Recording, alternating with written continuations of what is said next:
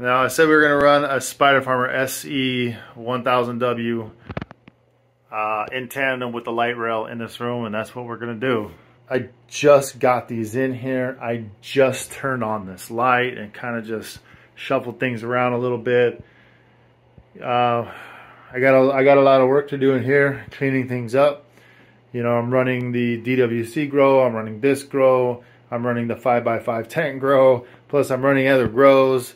So one viewer asked me this. This is a really good question. Had I had a second SE1000, do I think I would have yielded more in this room on that last canopy that we ran with just this, which was almost 5 pounds on the one light, 5-for-1 ratio. We almost, had I just implemented a couple more scrog nets and just got that entire canopy upright, I absolutely would have yielded over 5 without a light rail and just the one Spider Farmer SE1000. The honest answer is yes, I would have yielded more, because you know, we got like, what is it, like 4 feet over here and, you know, 4 feet over here, you know, a gap. But yet the ambient light with this thing pulled all the way back to the ceiling. And, you know, these things did really well. They still did really well. But, you know, that's 8 feet of indirect light. That's all ambient light, you know, growth right there. But nonetheless, it was still par. Not as good as anything that grew directly under this light, but it was still top shelf. So with that said, yes, I would have yielded more. Absolutely. Would it have been 10 pounds? No. So adding a second light, there's going to be a point of degradation where you just can no longer yield, you know, those obtainable yields that you're yielding with just one light. So whatever it is, if I'm yielding like, you know, 4 grams per watt with one light, you're not going to yield 8 grams per watt just because you double the light. You really have to double the space, and then you add another light and implement like, you know, robotics, you know, back and forth, and simulate, you know, Mother Nature even further in this room, and that's what we intend to do. So I'm going to go in depth in this room as much as I can with the equipment that I've already, you know, explained to you guys in this video and previous videos leading up to this video. So if you're paying attention to the Last Harvest series in this room, you will know exactly what I'm referring to.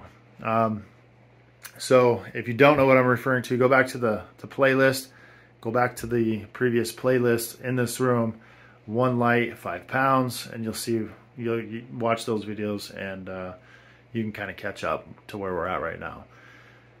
There is a point of degradation, and if I had to just put my money on it, I would just naturally assume I would have harvest 30% more. Here's where I'm going with the light rail. I'm trying to give proper coverage from one wall, the center, to the next wall, ample amount of time to have direct contact with the light. So there's, when the light's in the middle, you got left and you got your right, you know, ambient conditions. When it's over here, you got your center ambient conditions. When it's over here, you got more center ambient conditions. So taking all that into account, I'm really trying to gain 30% more without adding a second light and only adding a light rail. Obviously, if it's a 20-foot wall, you're probably going to decrease your yields. You're going to hit that point of degradation, and that's just going to be an experimental thing that you would absolutely have to trial and error to find out what length of wall would that particular fixture start to deteriorate in yields, you know, based on the length of the room you're trying to cover with one light.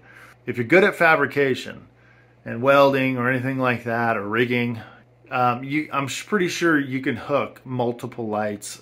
These things don't weigh that much. They're not heavy. They're not heavy at all. They're light. What this weighs between one of those triple XL, you know, glass hoods with the 8-inch duct, oh my gosh, forget about it. Without adding a second light, manipulating with single light, being able to put it on a mover and obtain 30% more without adding a second light. So I think that is completely plausible, and it's very logical in my mind to be able to achieve that. I've used light rails in the past. I've actually never done it for like scientific purposes, research and development. I've never done it for those purposes. So keeping that in mind between crunching the numbers, research and development, and scientific reasons, I've never done it. I've never really paid attention to the numbers. And I've only used light rails a handful of times in my career. And it wasn't for like a lengthy period of time because, you know, back then we're always changing everything. It seemed like every grow we're getting a new hood, a new bulb, a bigger hood, right? So we go from glass tubes all of a sudden to these triple XL hoods, you know. So things were always constantly evolving, and we were just wasting money on new gear. But I'll tell you this, we've been running this light right here for 2 years now. This Spider Farmer SE1000, I haven't had to change one light bulb, okay? Not one light bulb. And I yield more on this 700 watt light than I ever did a 1000 watt high pressure sodium HID lamp, metal halide, DE, DE, high pressure sodium. It doesn't matter what it is. I yield more on this than anything ever. The only downside, because, you know, somebody asked me this question, what's the downside to LED? There's got to be a downside. There is, but there's a downside to everything. The downside with high pressure sodium is you got to run AC equipment damn near like all year long. You got to have a dedicated mini split, or you got to have like, you know, just a dedicated AC unit pretty much to have any kind of success. It's just, and when you start adding, it's not even worth it anymore. By the time you start adding those little details up, it's not even worth growing because you're consuming so much power and gas to do this indoors. You're just chasing, throwing good money after bad money, and it doesn't work. So the only downside, and these things are 99.9% efficient. That 0.1% is they just require 82 degrees. Just like, you know, high pressure sodium and HID lamps, they burn so hot and they create so much heat in the room. It was best if you could achieve 75, 78 degree temperatures. That's how hot, you know, those, you could put your hand down here and you could feel the freaking heat just radiating like the sun. And those things, you know, opened up the plant's stomata and just created an abundance amount of heat, but they did it really fast, which required, you know, you to utilize AC equipment. Since I've been running LEDs, I have not run one indoor AC unit. Not a mini split, not a central unit, nothing. Not a 5-ton, not a 3-ton, nothing. You just have to make sure that you're controlling your exhaust fans. So if you need it to stay warmer, you're going to lower the exhaust. Okay, if you need more air, if you need it to stay cooler because it's above 82 degrees or 84, you're going to increase your airflow because you want to kind of maintain those temperatures. You know, so I just got over here with these poor baby plants. This is so these are the same group of clones that were in my tent in my shop garage, where it got down to 30 degrees and it damn near froze everything out, and these plants almost died. I added a heater back to that tent and it like barely brought them back, and I want to say it was kind of like a hindrance in a way, because the heater it's a ceramic heater, and I got it set to like 80 degrees, 82 degrees, so it'll toggle between 80 and 82.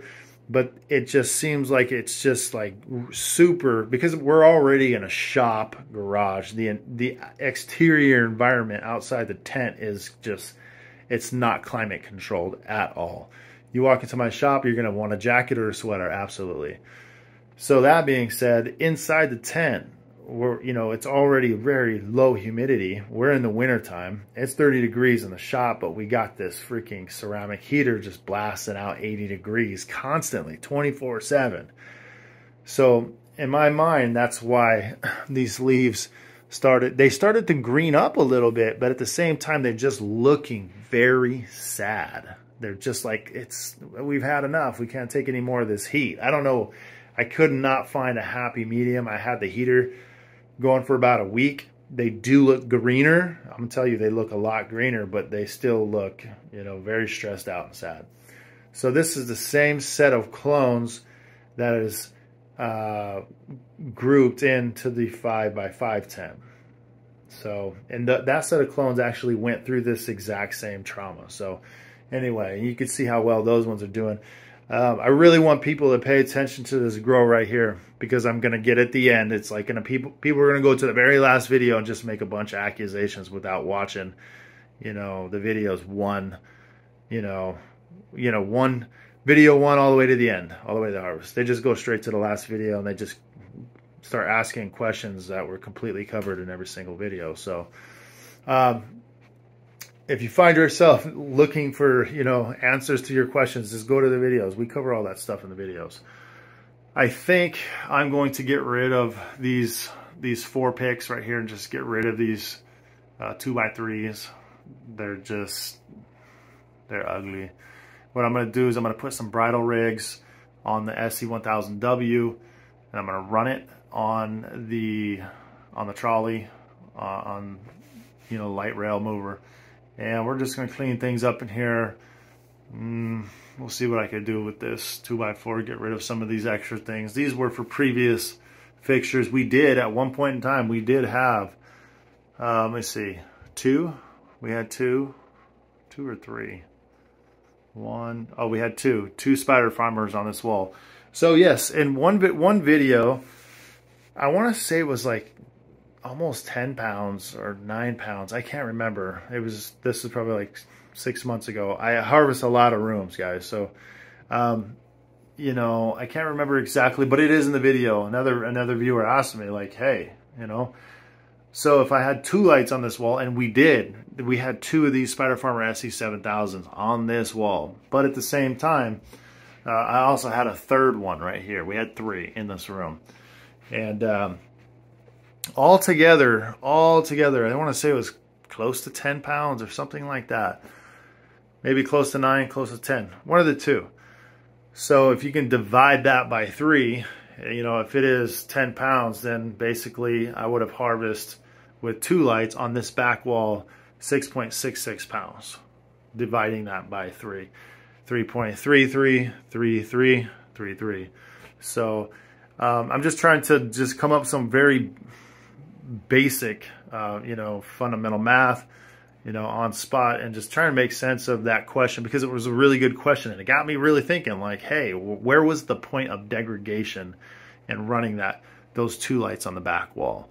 And that's the whole purpose of experimenting with one light, and keep pushing the boundaries of adding these pieces of equipment together and trying to find out what is the threshold, where is that point of degradation to where the yields start to diminish and you cannot achieve any more with that single light fixture. That is the knowledge, that is the information that you want to know. Because if you know that, then all you got to do is equate the space per light, and then you can replicate that anywhere, as long as you got a controlled environment, obviously. So you know, I thought I was going to get away with that one grow, and I still got those DWC plants in that tent, and trust me, they're looking just like this. They're not looking very well. You know, that cold shocked the hell out of them. So I'll give you an update on that tent, but I really want to let you guys know what's going on in this room right now. And we got some work to do, but I'll get it done. And the next time you see me on camera in this room, it'll be looking fresh. All right, guys, peace out. It's HygroHybrid. I'll catch you in the next one. Happy holidays, Merry Christmas, Happy New Year's. You guys enjoy yourselves, and stay tuned. Woo! Peace.